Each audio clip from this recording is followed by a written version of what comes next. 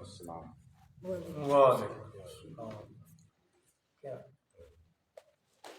صفحہ 320 آیت نمبر 33 سورہ نور۔ اعوذ باللہ السمیع العلیم من الشیطان الرجیم، بسم اللہ الرحمن الرحیم۔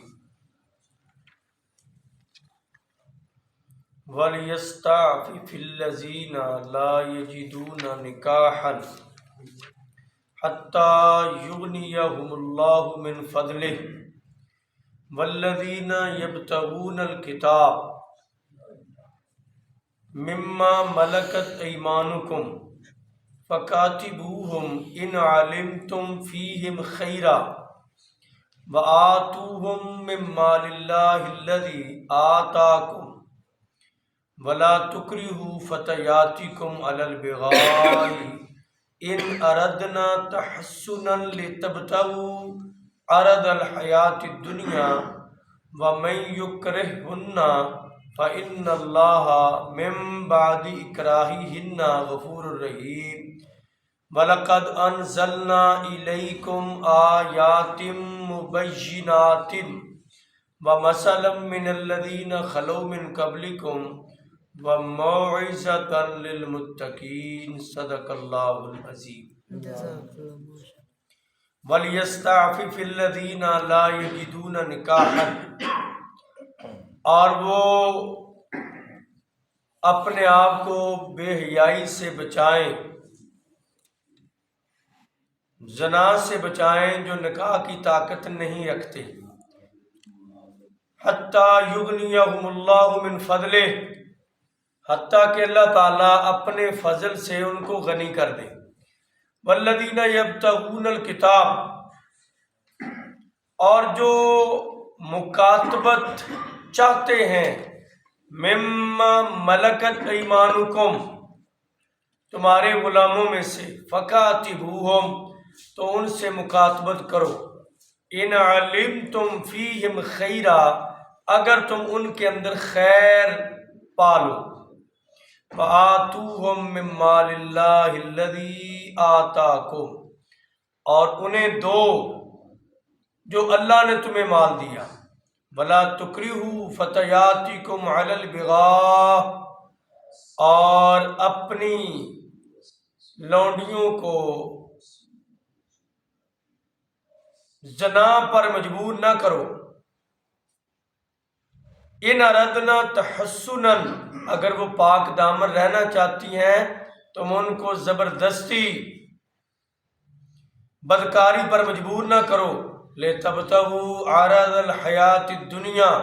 تم دنیا کا مال اکٹھا کرنے کے لیے ایسے جرائم کرواتے ہو، وَمَن يُكْرِههُنَّ، اور جو ان کو مجبور کرے، فَإِنَّ اللَّهَ مِن بَعْدِ إِكْرَاهِهِنَّ غَفُورٌ رَحِيمٌ، اگر یہ مجبور ہو کر ایسا کریں تو اللہ ان کو معاف کرنے والا ہے۔ وَلَقَدْ أَنزَلْنَا إِلَيْكُمْ آيَاتٍ مُبَيِّنَاتٍ، اور یقیناً ہم نے تمہاری طرف روشن واضح کلیئر آیات نازل فرمائی، وَمَثَلًا مِنَ الَّذِينَ خَلَوْا مِنْ قَبْلِكُمْ، اور تم سے پہلے جو لوگ گزر گئے ان کی مثالیں بھی ذکر کی ہیں، وَمَوْعِظَةً لِلْمُتَّقِينَ، اور متقین کے لیے اس میں بہت بڑی نصیحت ہے۔ جن لوگوں کے پاس نکاح کا سامان یا روپیہ نہیں ہے، وہ لوگ اپنے آپ کو زنا اور بدکاری سے بچا کر رکھے، حتیٰ کہ اللہ ان کو اپنے فضل سے غنی کر دے۔ اور وہ لوگ جو غلام ہیں اور مکاتبت کرنا چاہتے ہیں اپنے مالکوں سے، تو مالکوں کو چاہیے ان سے تحریراً کوئی مکاتبت کر لیں، اگر ان کے اندر انہیں کوئی بلائی نظر آئے، اور انہیں اللہ کے دیے ہوئے مال سے کچھ نہ کچھ ضرور دیں، اور اپنی باندیوں اور لونڈیوں کو زنا اور بدکاری پر مجبور نہ کریں اگر وہ پاک رہنا خود چاہتی ہیں۔ کیا تم دنیا کے مال کے لیے ایسا کرواتے ہو؟ اگر کوئی ان کو مجبور کرے اور وہ مجبور ہو جائیں تو پھر اللہ تعالیٰ مجبور عورتوں کو معاف کرنے والا، رحم کرنے والا ہے۔ اور یقین ہم نے تمہاری طرف واضح آیات کو نازل کر دیا، اور تم سے پہلے جو لوگ گزرے ہیں ان کی مثالیں بھی ذکر کر دیں، اور پرہیزگاروں کے لیے اس میں بہت بڑی نصیحت ہے۔ اب ایک مسئلہ رہ گیا تھا، پچھلے اللہ نے تفصیل سے وہ اسباب ذکر کر دیے جس وجہ سے معاشرے میں بے حیائی پھیل سکتی ہے۔ اللہ نے ایک ایک کا نام لے کر کہا کہ یہ راستہ بند کر دو، یہ دروازہ بند کر دو، ادھر سے بے حیائی پھیل سکتی ہے، سب بند کروا دی۔ ایک طریقہ تھا وہ یہ کہ کچھ لوگوں کو کہا نا کہ نکاح کر لو تاکہ بے حیائی ختم ہو جائے۔ اب حدیث پاک میں آتا ہے جن کے اندر نکاح کی طاقت نہیں ہے تو ان پر نکاح کرنا ضروری نہیں ہے۔ اب قرآن پاک نے کہا جو نکاح کی طاقت نہیں رکھتے، اب وہ بھی اپنے آپ کو پاک دامن رکھیں، یہ نہ کہیں کہ ہمارے اندر تو نکاح کی طاقت نہیں ہے اور ہم مجبور تھے لہذا ہم سے یہ جرائم ہو گئے۔ جناب محمد رسول اللہ صلی اللہ علیہ وسلم نے جو حدیث ہم نے پہلے پڑھی ہے اس میں ذکر کیا اگر نکاح کی طاقت نہیں ہے تو علیہ بالصوم، روزے رکھو۔ اور میں نے ذکر کیا تھا نبی پاک کا وہ فرمان بھی، جو بندے کو کوئی ایسا شیطانی وسوسہ یا شیطانی غلبہ یا شیطانی خیالات آتے ہیں یا شیطان بہکاتا ہے اس کو ڈر ہے، تو آپ نے فرمایا وہ کلمہ توحید 100 بار پڑھ لے، اللہ تعالیٰ اس بندے کے قلب و جگر کو شیطان کی غلاظت سے پاک اور صاف کر دے گا۔ معاشرے کو پاک کرنے کے لیے کہا کہ جو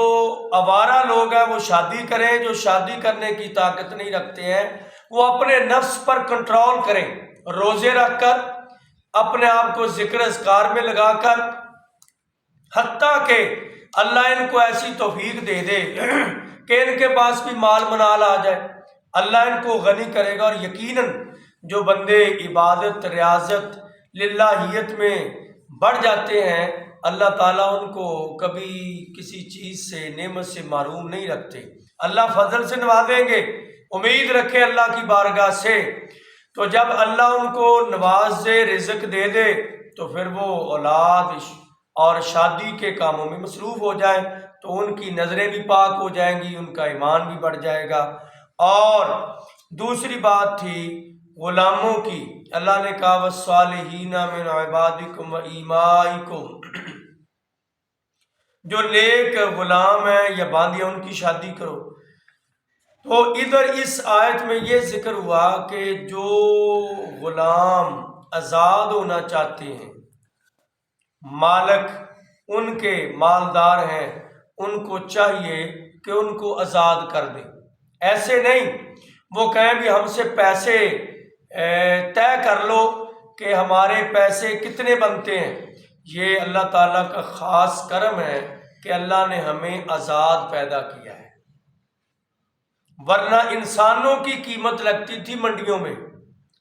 اور مختلف قیمتیں تھیں، جیسے باٹا اور فلانی کمپنی کی قیمت میں فرق ہے نا، انسانوں کی کیٹاگریاں تھیں اور ان کو سیل کیا جاتا تھا، مردوں کو بھی عورتوں کو بھی، عورتوں کی بھی قیمتیں مردوں کی بھی قیمتیں لگتی تھیں، تو غلاموں کو ایسے بیچا اور خریدا جاتا تھا۔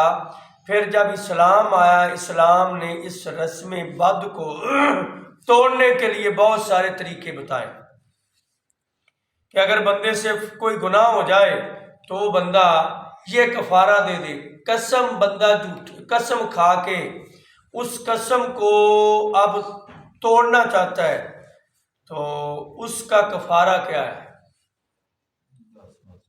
10 مسکین کو کھانا کھلانا یا ایک غلام آزاد کرنے کی پہلے بات آئی۔ جو بندہ قسم کھا لے کہ میں اب بیوی کو طلاق دوں گا، اللہ کی قسم دوں گا، اب قسم کھا لی، اب لوگوں نے سمجھایا کہ نہیں دینی چاہیے، قسم تو کھا لی، اب قسم کا کفارہ دینا پڑے گا۔ پہلے ایک غلام کو آزاد کرنا ہے، اب غلامی سلسلہ نہیں ہے تو پھر اگلا سلسلہ ہے کہ 10 مسکینوں کو کھانا کھلائے یا ان کو کپڑے پہنائے۔ تو یہ ایسے ہی، اور اسی طرح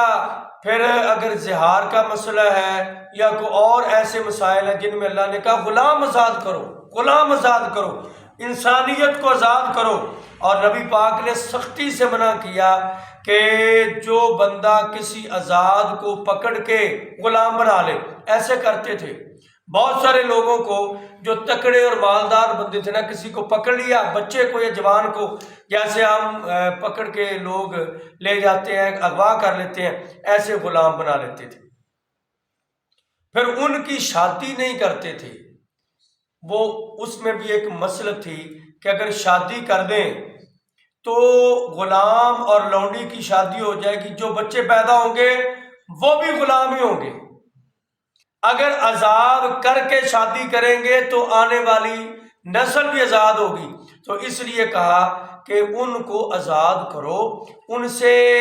قیمت طے کر لو،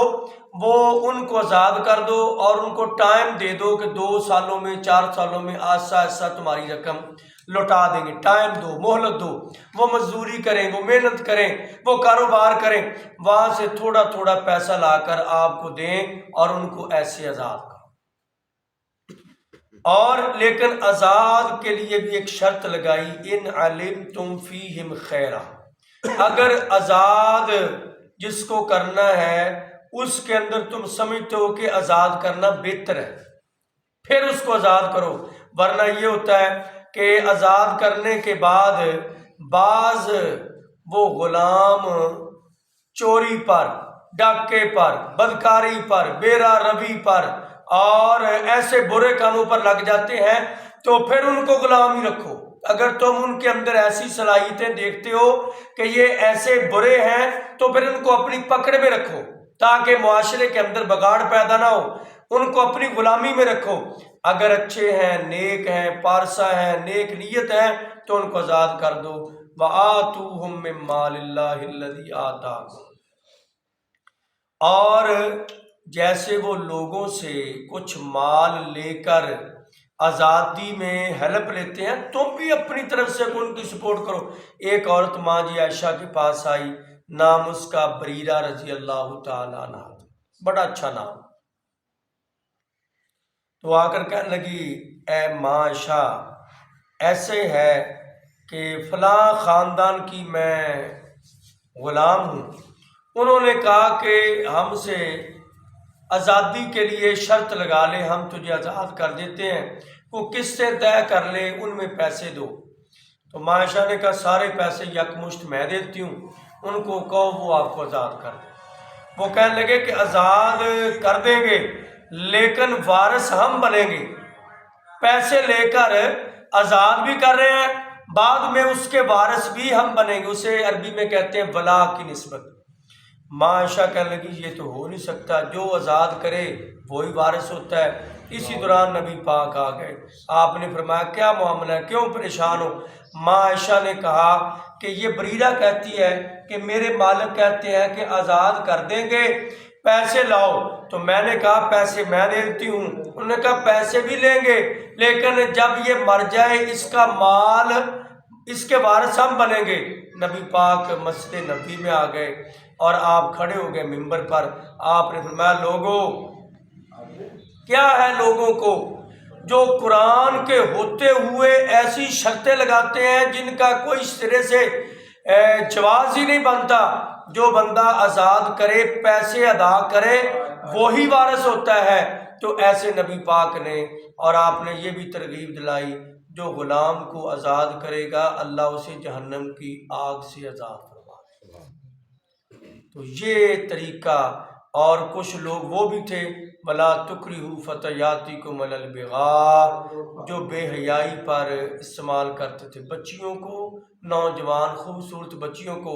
خریدتے اور لا کر گھر میں رکھتے، پھر لوگوں کو بتاتے بھی جس کو حاجت ہو نا شہوت کی آ جانا، ان سے پھر منہ مانگے پیسے لیتے۔ ان کا پوپ سرکوپ پتہ کون تھا؟ عبداللہ بن ابی جو منافقین کا سردار تھا، وہ یہ گندے کام کرواتا تھا اور لوگ اس کو پھر بھی اپنا سردار سمجھتے تھے۔ تو اس کے متعلق یہ آیت اتری۔ اس نے ایک امیمہ، ایک مسیکہ نامی دو عورتیں تھیں جن کو اس کام کے لیے خصوصاً رکھا تھا۔ اللہ نے کہا کہ تم دنیا کا مال اکٹھا کرنے کے لیے عورتوں کی عزتوں کو داغدار کرتے ہو، تمہیں شرم نہیں آتی؟ تم اس کام سے باز نہیں آتے؟ اور پھر عورتوں کے متعلق کہا اگر وہ دل سے ایسا کرنا نہیں چاہتی، مجبور ہو کر ان سے کروایا جائے تو اللہ کے ہاں وہ مجرم نہیں، کروانے والا مجرم ہے۔ اللہ نے کہا یہ ہم نے سارے فیصلے تمہارے سامنے، جتنے بھی دلائل ہیں کہ نکاح کرو، فلانا کام کرو، جتنے بھی اللہ نے اصول بیان کیے، یہ اس لیے کیے تاکہ معاشرے کے اندر بے حیائی نہ پھیلے، معاشرہ پاک صاف ہو بے حیائی سے، اور معاشرے کے اندر حیا اور شرم عام ہو جائے۔ یہ باتیں بھی اور اس سے پہلے لوگوں کے واقعات بھی ہم نے ذکر کر دیے۔ پیغمبر یوسف کا واقعہ پڑھ کر دیکھ لو، برائی کے لیے بارہ، انہوں نے کہا کہ میں تو اپنے رب کی طرف دیکھتا ہوں، مجھے کسی کی طرف دیکھنے کی ضرورت نہیں۔ کہا ایسی باتیں دیکھ کر اپنے ایمان کو تازہ کرو۔ اللہ ہمیں ایمان کی سلامتی اور معاشرے کے اندر حیا اور شرم عام کرنے کی توفیق عطا فرمائے۔